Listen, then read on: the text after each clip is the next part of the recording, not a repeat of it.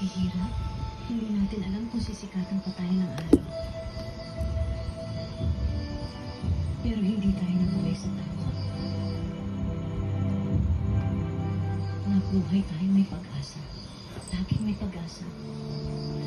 At yun ang baunin mo sa mga laban na susuunin nyo ng mga paghani.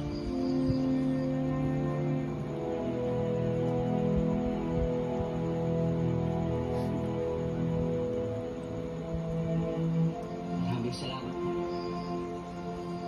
Sa inyo po kumuhugot ng lakas.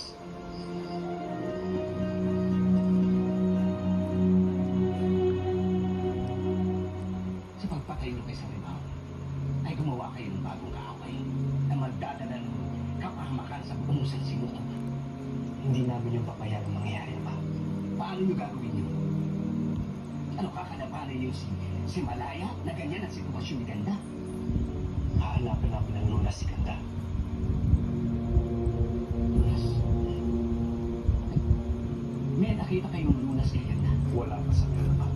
Pero gagawin namin lahat para matulungan namin si Ganda. Lumaki akong malaki ang paghanga ko kay Ate Dina.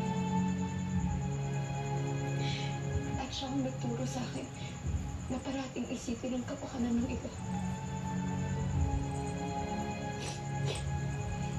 Ate Bighan, alam kong darating ang panahon na kailangan kong pigiin ang kapakanan ng mas nakakarami.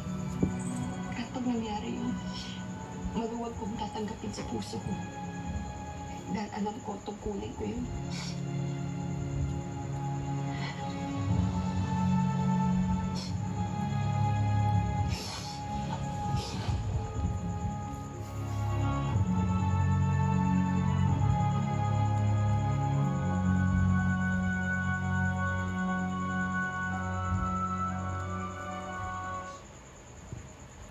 O higit pa.